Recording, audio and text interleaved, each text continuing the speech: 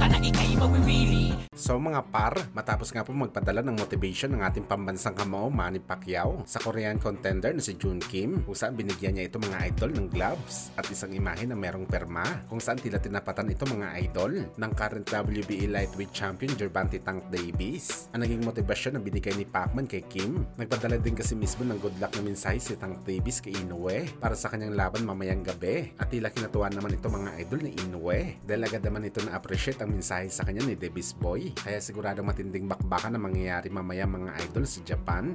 Samantala speaking kay Inoue mga idol, dahil daw magaganda ang plano nito sa makalipas na buwan, kung saan mga idol seryoso na ito na lumaban sa ibang bansa, una sa Amerika at pangalawa sa Saudi kay Turki Al-Alshi. Pero hindi ni Inoue binabaliwala ang laban nito kay Jun Kim. Sa ngayon daw mga idol, focus ito kay Kim para manalo, at sinisirado muna ni Inoue ang kanyang isip sa kanyang susunod na laban sa ibang bansa. Well, napahanga tayo mga idol sa matinding focus at determinasyon ni Inoue sa laban. Kahit sino ang kanyang kalaban mga idol, kahit si Kim pa na hindi kinikilala na malakas na fighter sa super bantamweight division, hindi pa rin talaga nagbibigay ng kumpiyansa si Inoue sa bakbakan. Tinitingnan talaga ni Inoue na isang threat talaga ang kanyang kalaban, malakas man o mahina. Isa lang talagang ibig sabihin nito mga idol, sobrang focus talaga si Inoue na klaseng fighter.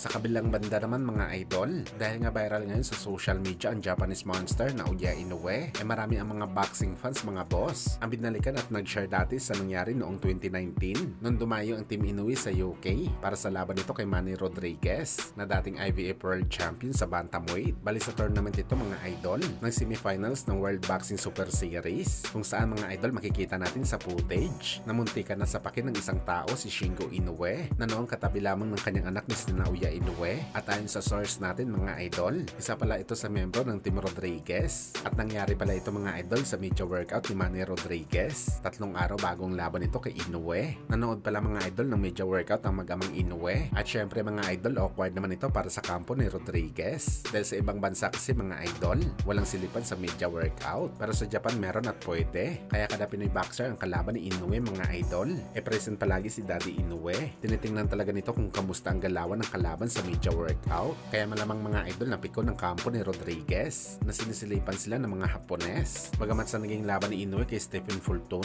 isa sa mga rason kung bakit nainis ang kampo ni Inoue sa American fighter dahil wala pang 1 minuto ang media workout ni Fulton, tinapos niya kagad ito at umuwi ng diretso. Napiko ng mga Inoue dito mga boss dahil nagbiyahe daw sila ng malayo para manood sa media workout ni Fulton, pati na ang mga media na magko-cover sana wala silang napala dahil biglang tinapos ni Fulton ng media workout. So ano ba sa tingin nyo mga idol? Okay lang ba sumilip sa media workout ng bawat fighter? Lalo pa kung dadaos ito sa closed door na gym?